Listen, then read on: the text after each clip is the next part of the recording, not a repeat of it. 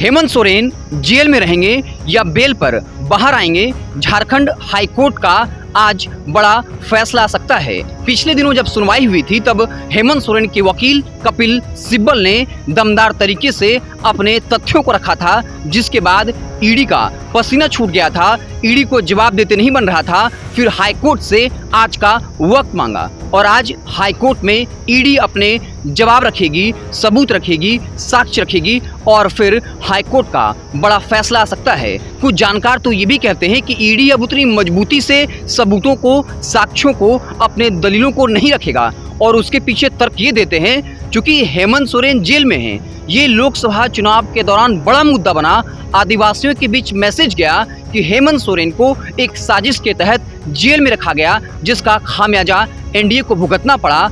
आदिवासी के लिए 5 reserve seat से भाजपा का, एनडीए का सफाया हो गया। आदिवासियों के बीच में ये परसेप्शन फैला, जब कोई और नेता पर ईडी कार्रवाई करती है और भाजपा में शामिल होता है तब उसके सारे पाप माफ कर दिए जाते हैं। लेकिन हेमंत सोरेन झुके नहीं, इसलिए उनको जेल में डाल दिया गया। और एक कारण और बताया जाता है कि हेमंत सोरेन के जेल में जाने के बाद झामुमो कमजोर नहीं हुई। कल्पना सोरेन जिस तरीके से झारखंड की राजनीति में उभरी हैं, अपने पति की गिरफ्तारी के मसले को जिस तरीके से जनता के बीच में उठाती है, इसका फायदा झामुमो को मिलता हुआ दिख रहा है। इसलिए जानकार बताते हैं कि हो सकता है कि ईडी अब उतनी मजबूती से साक्ष्यों को हाईकोर्ट में नहीं रखे और इसका फायदा हेमंत सोरेन को मिल सकता है, क्योंकि बीजेपी का ये मानना है, अंदर खाने में उनके भी चर्चा चल रही है कि अगर हेमंत सोरेन जेल में रहते हैं तो झारखंड विधानसभा चुनाव में कल्पना सोरेन इसे एक बड़ा मुद्दा बनाएगी।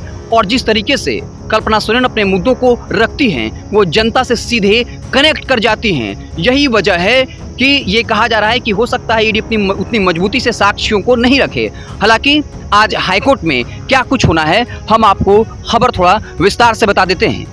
पूर्व सीएम हेमंत सोरेन की जमानत याचिका पर आज सुनवाई होगी।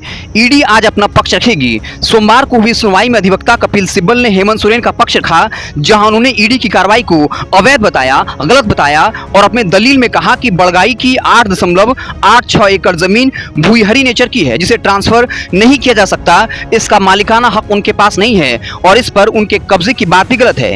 ईडी के पास इस संबंध कोई दस्तावेज भी नहीं है। जिसके बाद ईडी ने अपना पक्ष रखने के लिए समय मांगा, जिसकी इजाजत उन्हें मिल गई थी। बता दें, हेमंत सोरेन ने पहले जमानत के लिए सुप्रीम कोर्ट में याचिका दाखिल की थी। सुप्रीम कोर्ट से कोई राहत नहीं मिली तो 28 मई को हेमंत सोरेन ने झारखंड हाईकोर्ट का रुख किया और जमानत की मांग की। मालूम हो, बड़गाई अंचल में 8.86 एकड़ जमीन की गलत तरीके से खरीद बिक्री के मामले में ईडी ने हेमंत सोरेन को गिरफ्तार किया था। रांची के बड़गाई स्थित 8.66 एकड़ जमीन की खरीद बिक्री और कागजात में हेराफेरी के मामले में 31 जनवरी को ईडी ने हेमंत सोरेन को गिरफ्तार किया था। तब से वह जेल में हैं। इस मामले में उन्होंने सुप्रीम कोर्ट से जमानत की मांग की थी।